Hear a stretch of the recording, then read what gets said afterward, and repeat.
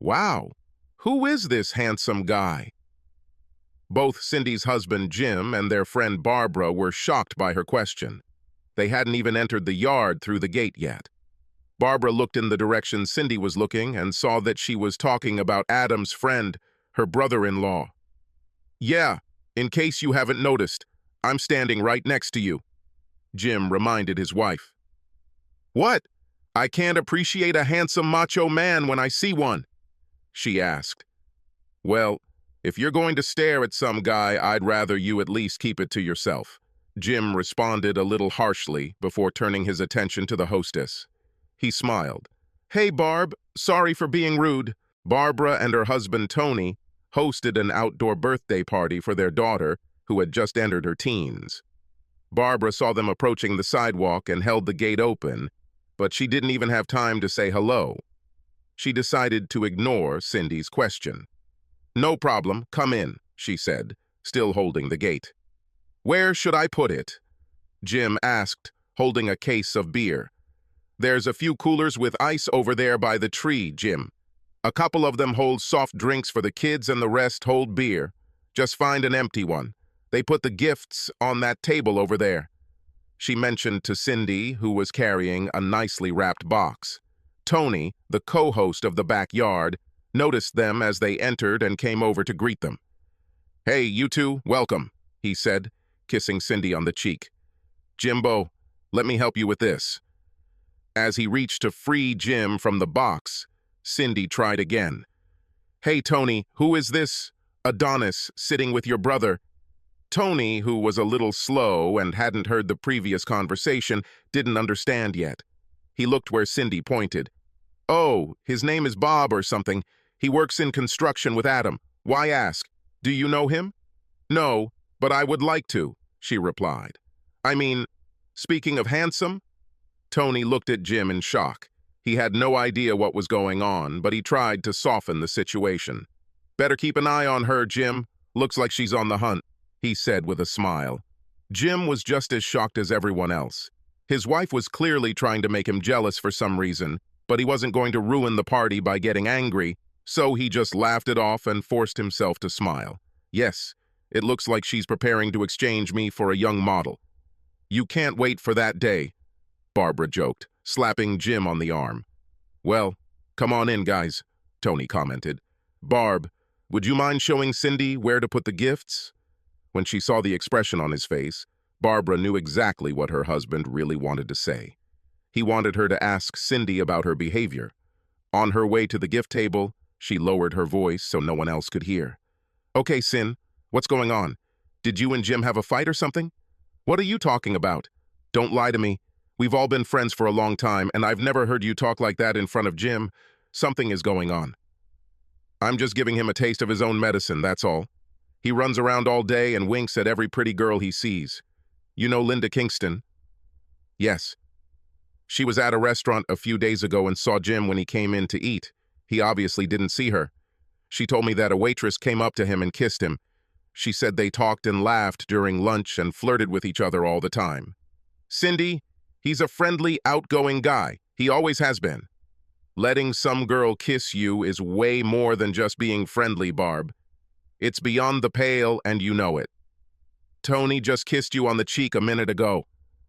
"This is different. We've been friends for years. This is some waitress he's obviously flirting with when he walks in there. I don't like it, and it definitely doesn't pass the wife test." "Wife test?" "Yes, you know. Men use this all the time. Only for them it is a test of the husband. A wife should never do anything in public, or alone, by the way, that she would not do in front of her husband. Well, what is good for the goose, as it says. So you chose my daughter's birthday to give Jim a dose of grief? Oh, don't worry. I'm not going to do anything really bad. I didn't even think about it until I saw Adam's friend there. He's perfect. I just want to teach Jim a lesson, that's all. Well, do me a favor and don't start fights, okay? Oh, I won't. Besides, look at that guy. He's got muscles on top of muscles. Jim would have to be crazy to mess with him." "Okay. Okay. I see a few more people coming up to the sidewalk, so I need to go greet the guests. See you later. Remember, no fighting, okay?" "No fighting, Barb. I promise." She looked around and saw Jennifer, the guest of honor, talking with her friends, and decided to go over to wish her a happy birthday. Jim had just finished helping Tony put away the beer and decided to do the same. They both arrived at the same time. Cindy spoke first. "Congratulations, honey, you're now officially a teenager. Now you can really give your parents a hard time," she laughed. "That goes for me too, Jen," Jim chimed in. "The congratulations part, I mean. I'm not sure about giving your parents a hard time," he joked. Jennifer laughed at Jim's joke. It was common knowledge in their circle that she had been in love with him since she was little. "Thank you," she replied, hugging Cindy and kissing Jim on the cheek. "These are my friends, Coral, Katie, and Debbie," she announced. They both talked with Jen and her friends for a few more minutes, but Cindy was eager to continue her plan for Jim's lesson. "Honey," she said to the girl on her birthday, "I'm going to come over and say hello to your uncle. See you later." Jim was about to walk with her when he saw Tony sign to him. As Cindy started walking, he commented, "Be good." She just gave him a sinister look. Jim walked over to Tony, who was still standing by the refrigerators. "What's up, buddy?" "I just thought I'd give you a heads up," Barb said to Cindy. "Looks like you were flirting with some waitress. Cindy heard about it and decided to give you a lesson. I think that's what this whole pretty boy talk is about." Jim thought for a moment. "I don't know what she's talking about. I didn't flirt with any waitress that I know of. Did she say where it was, or who supposedly saw me?" "I don't know. I don't think she said. But I'm sure she's planning on using Bob to make you jealous, so try to stay calm. Okay." While Tony and Jim were talking, Cindy approached her target. "Hi, Adam." "Hi, Cindy. How are you?" "Okay, I guess. Who's your handsome friend?" While Adam stood there open-mouthed, his friend stood up and introduced himself. "Hi, I'm Bob. I'm assuming you're talking about me, right?" he said with a charming smile. "Who else?" she answered. Cindy," Adam interrupted. "Where's Jim?" "He's over there talking to your brother. I'd like one of those," she said, pointing to the beer Bob was holding. "Hey, Adam, be a gentleman and get the lady a beer while we get to know each other better." Not wanting to be impolite, he agreed. As soon as Adam went to the refrigerators, Bob offered Cindy his vacated seat. As she sat down, she looked at her husband, who was looking at her reproachfully. She liked knowing that her plan was working. She turned to start a conversation with her new friend. As Adam walked over to the refrigerators, he walked over to Tony and Jim. "What happened to Cindy?" "What did she do?" asked Jim. "She's flirting with Bob over there." "Who is he anyway?" "He works with me. We're working on that big skyscraper downtown. I've known him for about 6 months. He seems okay, but he's definitely a ladies' man, and I wouldn't trust him with women, as far as I could throw him." "He didn't bring a girl with him?" asked Jim. "No, well, it was last minute. He was supposed to play golf today. We had just finished work yesterday around 5 when he got the cancellation message. He started complaining that he had nothing to do today, so I invited him to the party. At least Jim knew what his wife was up to. He just wasn't sure how to handle it. He knew his wife well. Once she has her mind set on something, she won't stop until she proves herself right. If he ignores her, it may encourage her to go further than she intended. On the other hand, if he runs into her, Bob might try to cause trouble. He was going to avoid this at all costs. Adam, do me a favor, okay? Just stay close. Let me know if you think things are getting out of hand." "Okay, Jim." Adam grabbed a cold beer from the refrigerator and returned to Bob and Cindy, who were deep in conversation. Adam handed Cindy her beer and pulled up another chair. They were still talking, but he thought it was time to intervene. Maybe Bob will get the hint. "Hey, I saw the photos Jim took of that sawmill fire the other day. He's a really great photographer. Is he going to enter the press photography competition again this year?" She seemed a little annoyed that she and her new friend were interrupted, but she didn't want to be rude to Adam, so she responded politely. "I guess?" She turned to see Bob looking at her curiously. "My husband is a photographer at Tribute. Last year he won several awards in a state competition they hold for press photographers." "Oh, I see," he replied. "That's him over there, right?" he said, looking away with slight contempt. "It's him," she answered in an indifferent tone. the intonation of which neither Bob nor Adam could help but notice. "I like to work with my hands," Bob retorted. "To build strong, gigantic structures that will last 100 years. That's my reward." "Yours too, right, old man?" he asked Adam. What was he supposed to say? "That's right, Bob." Assuming that Bob had just ended the little conversation about her husband, Cindy immediately returned to the conversation, mostly ignoring Adam. He felt like an idiot. He'd heard Bob use the same phrase about working with his hands on women in bars before.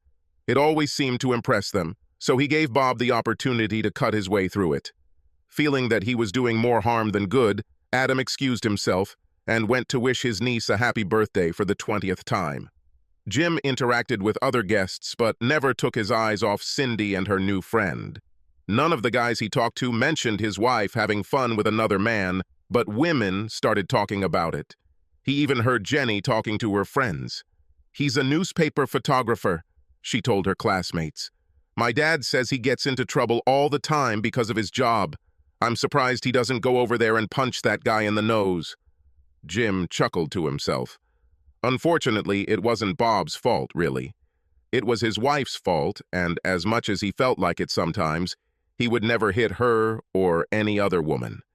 He looked to the side and saw an empty beer bottle sitting on the ground next to Cindy's chair and another in her hands. She tends to drink more when she's nervous. This was not good. Bob had 3 empty bottles next to his chair. And then he heard Tony. "Is everyone hungry?" Tony stood at the grill. Jim was so absorbed in thinking about Cindy that he didn't even notice the smell of cooking meat. "We have hamburgers, bratwurst, and chicken cutlets," Tony announced. "Potato salad and other goodies are on the table over there. Everyone starts taking their plates." Jim thought this would be a good time to separate Bob from his wife. Maybe they could find a quiet corner to eat and he could find out more about who he was supposedly flirting with. As he turned in their direction, he saw the 2 would-be lovers place their beer glasses next to their chairs and stand up. Bob seemed to have decided that she would be his for the whole day, and he took her elbow possessively. "Not on this planet," Jim muttered under his breath. He quickly approached. "Oh, excuse me, do you want to let go of my wife's hand?" Bob immediately released Cindy's hand and raised both hands, palms facing Jim. "Sorry," he said with a half-smile. "We were just going to go get some food." "Yeah. Well, now I can take it upon myself, thanks," Jim replied sharply. He took Cindy by the other elbow and literally led her to the food table. "What's the matter with you?" Cindy asked. It was extremely rude. He ignored his wife's comment, maneuvering her in front of him as they joined the food line. "Get food," he said dryly. "You and I will go over there to the barn and talk while we eat." Adam saw the exchange between Jim and Bob. Since his colleague was alone for the first time in a long time, he decided to take the opportunity to talk to him. "What are you doing?" he asked angrily. "She's married to one of my brother's best friends. Leave her alone." "Hey, man, you should tell her that. She's the one hitting on me. I'm just being polite." "Polite, my ass. I'm serious, Bob. Look, if you think you have a chance of sleeping with her, forget it. She's using you to get back at Jim for allegedly flirting with some waitress. Don't get involved in it." Okay, you win. If she comes over again, I'll send her right back to her husband, okay? If you don't send it, you'll fly out of here. I'm serious, Bob." "The word of a pioneer," he replied, holding up 3 fingers in the Boy Scout salute. "Now can I go eat?" "Yes, go." Cindy wasn't really upset about Jim interfering between her and Bob. Within a few hours of meeting him, he had already begun to be too intrusive, not to mention all his sexual innuendos, although it was kind of fun for her to see how easily she could manipulate a man once she put her mind to it. However, she could tell by the way he took her hand that she had pushed her husband to his breaking point. She promised Barbara not to start fights, and Jim had already shown that he wasn't intimidated by Bob's muscles. She needed to spend the rest of the day with her husband. She just hoped he had learned his lesson. They both loaded their plates with food, and Jim pointed towards the barn, away from the crowd. When they found a secluded spot, He handed Cindy his plate. "Here, hold this while I find some chairs. I'll be right back." Despite his anger, Jim was still a gentleman and held up the back of the chair while Cindy sat down. He placed his own nearby so they could talk in privacy. After a few sips, Jim couldn't hold it in any longer. He was nothing if not straightforward. "Okay, what's all this nonsense about me flirting with some waitress? Tell me yourself. Cindy, damn it. You know how much I hate playing these stupid word games. Where was all this flirting supposed to happen? When?" "Not sure where. It was last week somewhere." "Well, that certainly narrows it down, doesn't it?" "Well, I'm sure you know better than me, or have you been flirting with all the waitresses?" "Listen, waitresses do the hard work. I say hi, I smile, I joke a little, "You kiss them," Cindy intervened. "Kiss them?" "That's what they told me." "Then one of two things happens. Either it's a case of mistaken identity, or someone is lying to you because you're the only woman I've kissed since we started dating." Cindy looked into his eyes. Although she wasn't sure if she could actually tell if he was lying or not by his eyes. But she wasn't sure then, because as far as she knew, he had never lied to her. "Why would anyone tell me they saw you kiss a waitress if it wasn't true?" "I have no idea," he said, taking a bite of his burger. "This is your friend. Ask her why she's lying to you." "How do you know it's a woman?" "It definitely has to be a woman. If you have a male friend who tells you he saw me kiss a waitress, you've answered your own question." At first, Cindy thought that maybe he actually saw her friend at the restaurant and kissed the waitress anyway, without even caring that it got through to her, but she wasn't sure what he meant by his last remark. "What do you mean? If it's a man?" I answered my own question. "It's just that if it's a man, he wants you and is trying to create trouble between us, probably thinking he might have a chance with you by being a good friend and offering you a shoulder to cry on." "Oh, that's funny." "Yes, think about it. Was it a man?" "No." "Okay, then we're back where we started. You'll have to ask your friend why she's lying to you." There was an awkward silence as they both finished their lunches. When they finished, Jim had some final words. "Now it's Jenny's birthday party and I'm not going to ruin it by arguing with your new friend. So if you keep throwing yourself at him like you've been doing so far, I'll just leave you here and you'll make your own way home. Or you can spend the night with Mr. Muscles, in which case you won't have a home to return to. Got it?" She was a little shocked by his anger. "God, Jim, don't go too far. I'm not going home with Bob. I didn't even think about it until I saw Adam's friend there. He's perfect. I just wanted to teach you a lesson, that's all. Well, now you showed me, so it ends here." He stood up, took his wife's paper plate and empty beer bottle, and went to throw everything in the trash. Turning around, he was glad to see his wife standing next to him. Bob, on the other hand, was not happy at all. He watched their conversation out of the corner of his eye as he sat alone, eating his chicken cutlet. He didn't believe for a minute that she was just using him. She was ready for action. There was not a shadow of doubt in his mind about this. He already imagined her standing naked in front of him. Unfortunately, as he saw it, Bob also recognized the need for secrecy. He had previously hoped that they could sneak off to the upstairs bedroom or maybe out to his car, but that was now out of the question. They were in plain sight. No, he would have to put off enjoying that beautiful body, at least for a while. There was still plenty of time at the party, and despite their unresolved issues, Jim and Cindy were determined to enjoy themselves. She stayed close to him for the rest of the day, sometimes moving away to talk to friends, but always returning to her husband. The only time Cindy had any contact with Bob was when everyone gathered to sing Happy Birthday and watch Jenny blow out the candles on the cake. Bob took the opportunity to sneak up on her and rub her ass while everyone sang. At first, she thought it was Jim, but he was on the other side of her. When she looked to the side, she saw Bob with a smirk on his face. She couldn't believe his courage. She quickly looked around to see if anyone was watching, but all eyes were on Jenny. In any other situation, she would have hit him, but she knew it would cause problems, something she desperately wanted to avoid. Besides, she thought it was her own fault for acting that way towards him. If she had the chance, she would have apologized to him and told him she wasn't really interested. He removed his hand to applaud along with everyone else when the birthday girl easily extinguished the flames on the candles with one breath. Jim looked to the side when he heard Bob's voice nearby, but didn't see anything special. Of course, Cindy wasn't going to tell him that Bob had his hand on her ass while singing Happy Birthday. Bob, of course, took her silence as agreement. Okay? He knew how to play the game. She had to be close to her husband so as not to arouse suspicion, but sooner or later she would have to go into the house to use the bathroom. Hopefully he can catch her alone long enough to arrange a time and place for them to meet. Unnoticed, he will keep an eye on her. For those who were aware of what had happened earlier, it seemed that the danger had passed. To their relief, both Bob and Cindy seemed to behave, so, with the exception of Jim, everyone relaxed and were no longer on their guard. Jim, on the other hand, had seen guys like Bob before, guys who thought they were God's gift to women, and knew they rarely backed down so easily. Just to be sure, he continued to keep an eye out for the potential intruder. The party was in full swing after everyone had eaten. Tony turned on the outdoor speakers and set his phone to Pandora for background music until the games started. The dartboard was set up in a large oak tree near the barn, and Jenny's friends helped her set up the beanbag game. Several women gathered several gaming tables together to play bingo.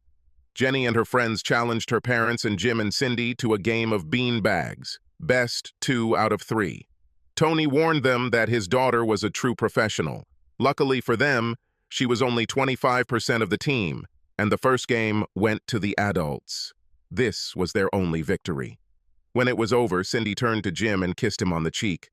"Honey, I need to go to the ladies' room. I'll be back in a couple of minutes," she told him. "Okay, honey, I think I'll challenge Adam to darts." She stopped to talk to a couple of friends on her way into the house. She's lucky. There wasn't a soul inside, and there was a spare bathroom downstairs.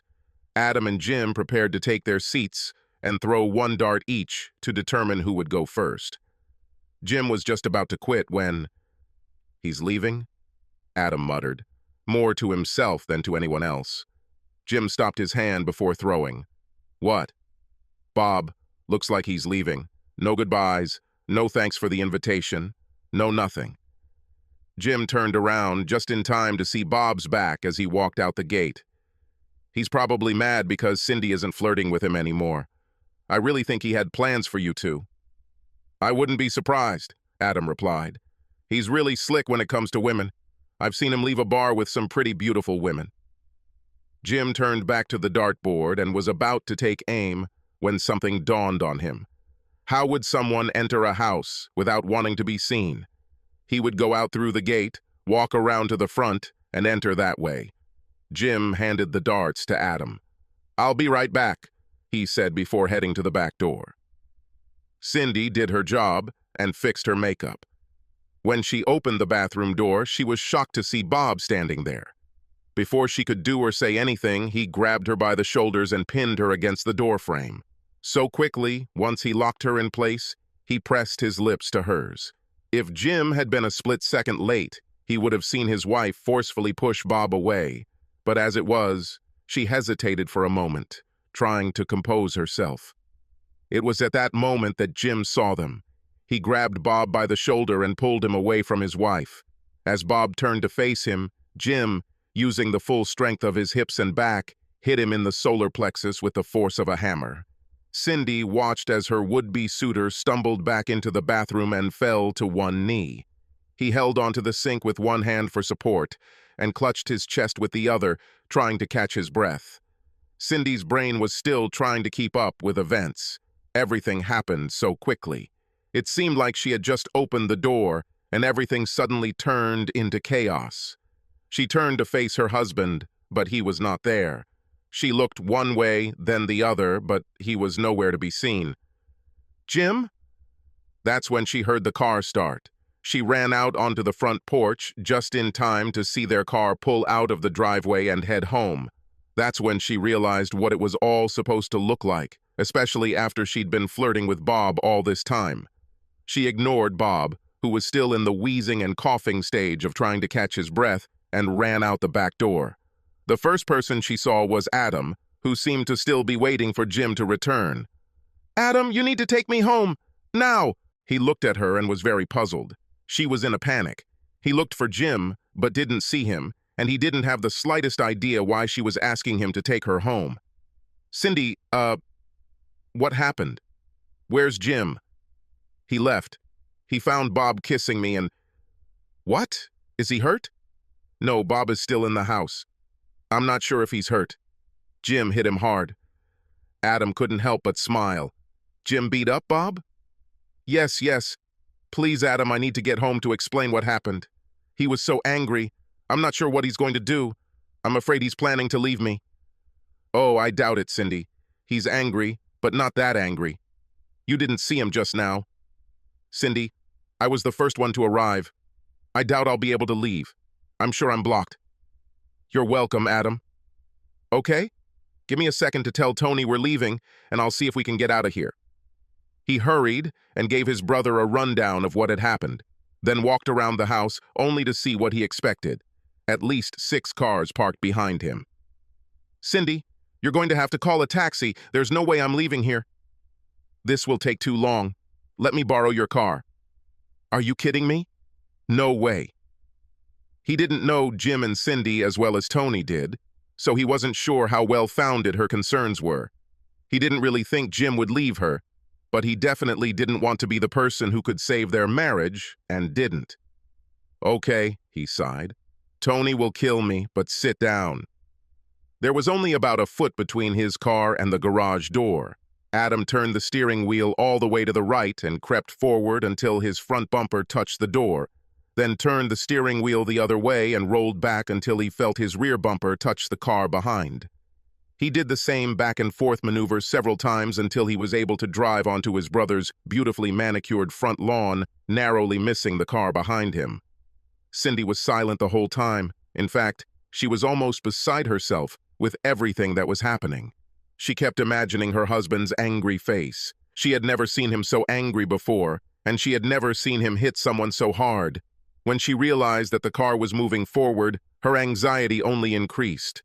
She had no idea what she would face when she arrived home. Before she knew it, they were turning into her driveway. Adam stopped the car behind Jim's car. "Do you want me to come in with you?" She thought about it for just a moment. "Thanks, Adam. I appreciate the offer, but I created this mess. Now I have to clean it up." She got out of the car and waved to him to let him know she would be okay. She walked up the steps on her front porch as if her legs weighed 10 pounds each. Once inside, she took a deep breath to gather her strength. He wasn't in the living room. She feared that he was upstairs, packing his things. Just as she started to get up to see if she could talk to him, she heard the noise of a coffee grinder. "Does he make coffee?" she asked herself. Maybe things weren't as bad as she thought. Jim saw her quietly watching him from the kitchen doorway. "Did your lover bring you home?" "If you mean Bob, he's not my lover. And the last time I saw him, he was still lying on the bathroom floor, trying to catch his breath." Jim couldn't help but chuckle at the thought. "Adam brought me home." Jim nodded his head but said nothing more. It was strange. She expected him to at least yell at her, tell her what a fool she was, how ashamed he was. Something. Well, if he's not going to talk, she will. "He caught me off guard, Jim. I didn't kiss him, honestly. He was standing outside the door when I opened it. He pushed me against it and kissed me. I didn't see you push him away. You didn't give me a chance. I was stunned. It took me a second to even realize what was happening, but you hit him before I could push him away." She still wasn't sure if her husband's calm demeanor meant he had truly calmed down, or if it was the calm before the storm. During their conversation, he never stopped doing what he was doing. She almost wanted him to yell at her. His obvious appetite kept her on tenterhooks. "Well, so what?" he asked, pressing the button to start the coffee machine. "Jim, I've never seen you so angry before. I really thought that by the time I got home, you'd be getting ready to leave." "Don't tempt me," he growled. "Yes, you're right. I'm angry," he said, raising his voice. "That show you put on was childish and disrespectful. The only reason I'm not more angry is because most of the people at the party knew what you were up to, but you know what makes me even more angry than your stupidity? The fact that you chose to believe one of your stupid friends over me. Have I ever lied to you, huh? The anger he had been holding in began to burst out. Have I ever had reason to be jealous or suspicious? No, never. She'd never heard him call her friends fools before, but she wasn't going to argue with him about it. Honey, I just know how friendly you are all the time. I've seen it with my own eyes. You can meet a complete stranger and make him a friend in 5 minutes, and yes, I've seen you do it with women, too. You may not realize it, but I saw the look in their eyes when you left.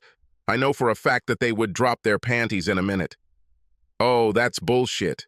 You're making me look like Brad Pitt or something. Things were getting worse. She needed to back away before he actually left. Jim, all I'm saying is that you have a great sense of humor and an outgoing personality. People like you. I just want you to realize that some women take this as flirting. They may think you're approachable. It doesn't matter whether you're married or not. She thought she had calmed the situation. So, does this have anything to do with you thinking I go around kissing waitresses and you trust your girlfriend more than your husband? Damn, she thought she could dodge that question. They continued to argue for another 20 minutes, neither of them conceding to the other on the basic issue, trust. Neither of them spent the night on the couch, in another room, or in another bed. But Cindy knew that sex was definitely not going to happen. He wasn't in the mood for love, and she wasn't about to humiliate herself by trying to change his mind. The following Tuesday, Jim met Tony for drinks after work. Jim was already sitting and had just taken the first sip from the bottle when his friend approached with a big smile. "Hey, Rocky, how's Adrian?" he said, doing his best Stallone impersonation. Jim looked at his friend. "Isn't that what Rocky says?" "Yes, but I can't imitate Burgess Meredith, so make do with what you have," he replied with a laugh. He sat down next to Jim and ordered a beer. "No kidding. How are you and Cindy doing? We barely talk to each other now. I'm still angry and she knows it, so she just tries to avoid me. When are you going to let her go in peace? Many people at the party didn't even notice any problems between you two. Sometime after you left, people started asking where you and Cindy were. What did you tell them?" "I said something unexpected happened and you had to leave. No one even questioned it. They probably thought you two got horny and went home to make love." Tony chuckled. "Yeah, well, we haven't made love since the party. By the way, what's wrong with Bob? Is he planning revenge?" "I don't think so. Adam came over and told me what happened before he took Cindy home. When I walked into the house, Bob was just getting up. He told me that you meanly hit him." "I did," Jim interjected. "Well, he started talking shit about revenge, but I told him that if I were him, I would stay away from you as much as possible. I told him that you're the toughest guy I've ever, or did, and that I saw you take out guys twice your size. I used my favorite quote from the Bible." "Do you have a favorite Bible quote?" "I didn't know that." "Of course, though he walks through the valley of the shadow of death, he fears no evil, for he is the toughest and most vicious bastard in the valley." "It's you." Jim had to laugh. "This is nonsense and you know it," he said. "Of course I know, and you know, but he doesn't know. I think I scared him enough to make him think twice about coming at you." "Well, I appreciate it, old man." They both smiled as they took a sip. "You know what really pisses me off?" Jim asked. "Is that she doesn't believe me about kissing the waitress." "Are you sure you didn't kiss her? Maybe a light kiss on the cheek or something?" "No, He stopped talking, and Tony could tell by his face that he remembered something. "Ah, you kissed her, didn't you?" "No, she kissed me," Jim replied. "Damn, I know what it's all about." The next day, Cindy was startled to see Jim entering her office at work. He spoke before she could say anything. "Come on, I'm taking you out to lunch." She thought it was his way of saying he was sorry. "Oh, honey, that's so sweet." She glanced at her watch. "But it's a little early. Can you wait about 20 minutes? "No need. I talked to your boss and told him we had a little family emergency we needed to deal with. I told him you needed a long lunch break and he said no problem. Come on, let's go." Cindy was alarmed. She was not aware of any family emergencies. He held the car door while she got inside. "Where are we going? What family emergency?" He didn't answer her question, but instead told her to call her friend and find out the name of the restaurant where the kiss allegedly took place. Why? Just please me, okay? I think I get the point. Reluctantly, she called her friend and asked for the name of the restaurant. She said it was DeMar's on Hokeman Street. What a coincidence, he replied with a smile. That's where we're headed. Cindy didn't say anything, but now she was even more worried. She had no idea why he wanted to take her to the scene of the crime, other than to humiliate her. But she knew better. There was no way he would do that. She decided to just sit and wait to see what would happen next. Easier said than done. It took them almost half an hour to get to the restaurant, during which time Cindy imagined hundreds of scenarios in her head. She was almost in tears by the time they pulled into the parking lot. Jim put his hand on her back and guided her inside. She knew she was in trouble as soon as they entered. "Damn," she whispered under her breath. Jim found a booth and asked Cindy to sit first, then sat next to her. "Well, cousin, I see you brought your better half with you today." Cindy blushed with shame. "Hi, Marilyn," she greeted the waitress. "Hey, Cindy, how did you get my cousin to eat here with his wife? Every time I see him, he's in such a hurry that he can barely finish his food," she said with a laugh. Jim wasn't going to let Cindy go that easily. "Cindy thinks you and I are having a passionate love affair," he said. She waited a few seconds before answering, "What? No, Marilyn, it's not like that," Cindy said to her husband. "Damn it, Jim. Okay, I made a big mistake. I'm sorry." She looked back at Marilyn. "A friend told me he kissed the waitress. I had no idea you worked here." "But we never—" "Last week," Jim chimed in. "You kissed me on the cheek when I walked in." "Oh, Jesus, Cindy, I didn't mean anything by it. He hadn't come by in a while, and it was just an innocent kiss on the cheek." "Marilyn, don't worry about it," Cindy replied. "I understand it now. My so-called girlfriend made it sound like Jim had a girlfriend working here. I'll call her later and tell her what I think." "That's what I'd like to hear," Jim challenged. Cindy looked at him and accepted the challenge. "Okay," she said, taking her phone out of her purse. Both Jim and Marilyn witnessed Cindy's conversation with her friend. "Hey, Linda." "Not very good. You know that waitress you said kissed Jim? You know who it was? Jim's cousin." "Yes, his cousin." "No, I didn't like that you told me.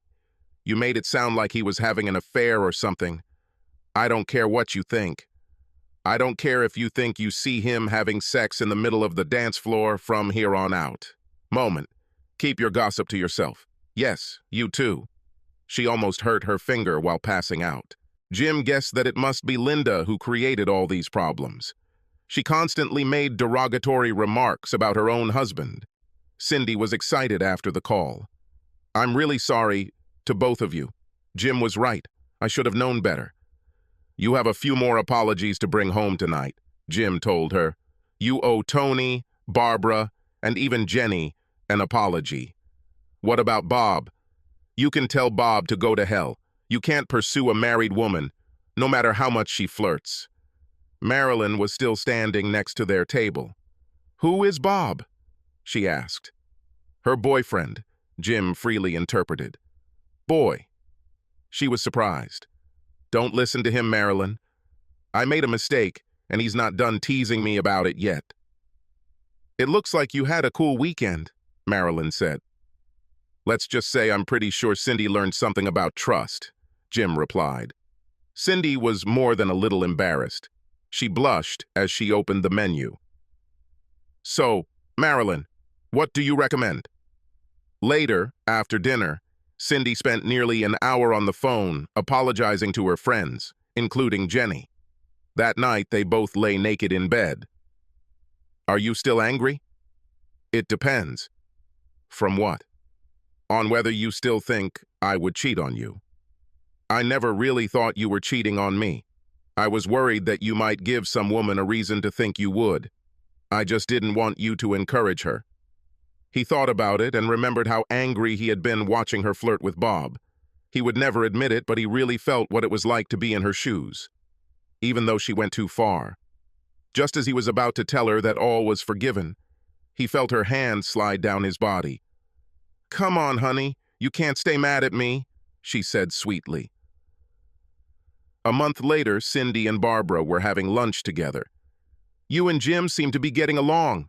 Is he still flirting with the waitresses?" "Not much," Cindy replied.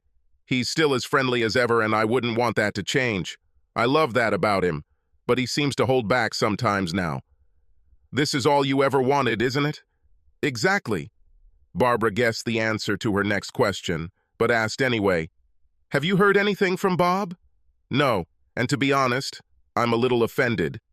One hit, and he just disappeared, coward." They both had a good laugh about it.